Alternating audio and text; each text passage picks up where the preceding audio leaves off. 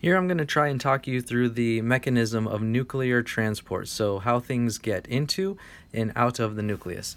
So first of all, you need to remember that things that are supposed to get into the nucleus have a nuclear localization signal. And this can be hidden or it can be exposed. And usually it's by hiding that NLS. It's one of the ways that transcription factors are actually prevented from getting into the nucleus, and that's how they can be regulated and turned off, by holding them in the cytoplasm. And then when a transcription factor is ready to be activated, some signal causes that nuclear localization signal to become exposed, and now it becomes imported into the nucleus, where it can go ahead and regulate gene transcription and so forth. But how do those proteins, like transcription factors or whatever, get in and out? So it all starts with basically RAN-GDP and RAN-GTP. Two very critical things to remember is that all of the RAN gap is localized to the cytoplasm, and all of the RAN-GEF is localized to the nucleus. Now, if you recall, RAN-GEF takes GDP that's on any particular GTPase, so RAN-GDP in this case, takes GDP, and when it encounters that RAN-GEF, that GDP is exchanged for GTP, and it becomes RAN-GTP. RAN-GTP, on the other hand, when it encounters a gap, that hydrolyzes the extra phosphate group and it turns it back to RAN-GDP. So RAN-GDP and RAN-GTP just continuously exchange. The fact that RAN-GAP is only in the cytosol and that RAN-GEF is only in the nucleus, this allows that circular exchange from RAN-GDP to RAN-GTP to occur across the membrane. So essentially, this is done by gradients. So anytime you have a RAN-GDP, it is going to be in the cytosol. Therefore, we have a high concentration of RAN-GDP in the cytosol, and we have a high concentration of RAN-GTP in the nucleus. And because of that, RAN-GDP is always going from high to low, so RAN-GDP is going from cytosol to the nucleus, where it will encounter a GEF and immediately become RAN-GTP. That's why RAN-GTP is high in the nucleus. So RAN-GTP being high in the nucleus goes from high to low, it goes out and immediately encounters a gap in the cytosol and becomes RAN-GDP, which is now high in the cytosol, comes in, becomes GTP, goes back out. So it's just cycling back and forth across this membrane. Next to this process comes in our transporter. So this is actually the molecule that is designed to carry or help move something into or out of the nucleus. So this can be either an importer, bringing things into the nucleus, or an exporter, taking things out. And the book draws these as kind of these little S's.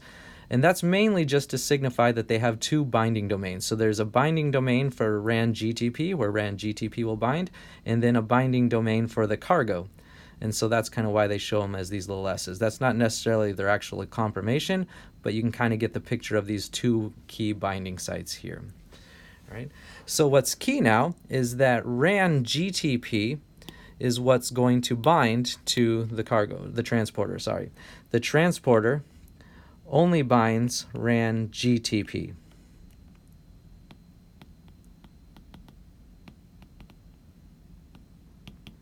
So the RAN-GTP binds to our transporter. The transporter will not bind to RAN-GDP. So what that means is that here in the nucleus, if we have a transporter in the nucleus here, it is automatically going to be bound by RAN-GTP, because the nucleus is where we have a lot of RAN-GTP.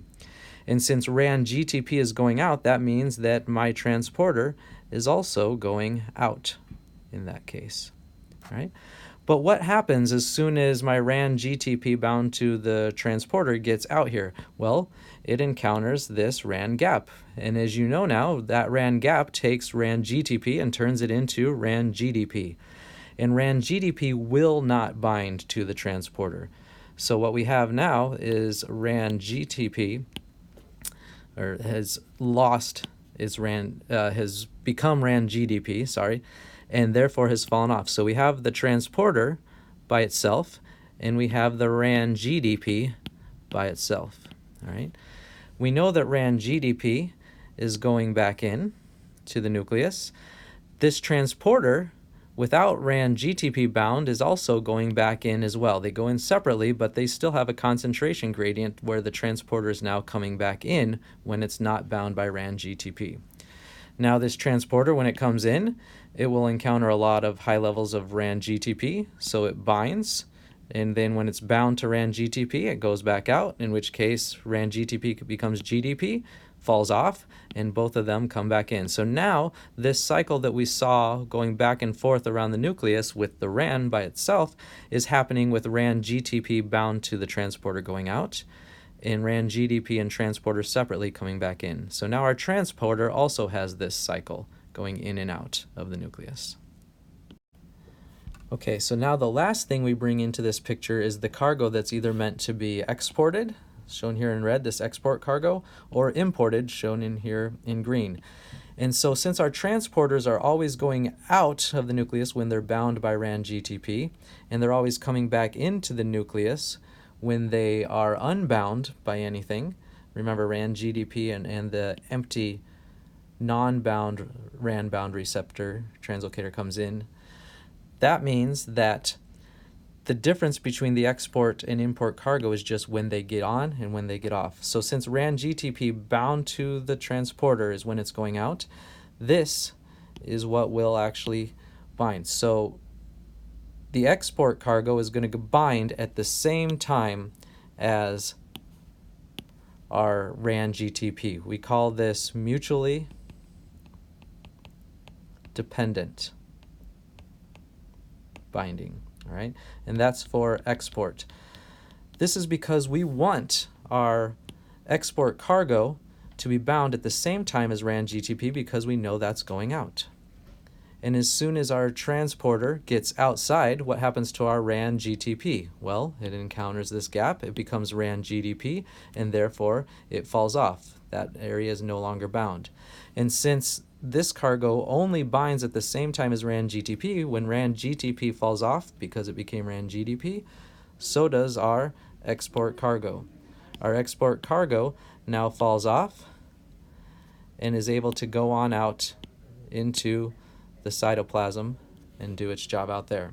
On the other hand, the import cargo, shown here, that needs to get on the transporter, get its ride while it's coming in. And we know that our transporter is coming in when it's not bound by RAN GTP. So now we have our import cargo. It is going to find that same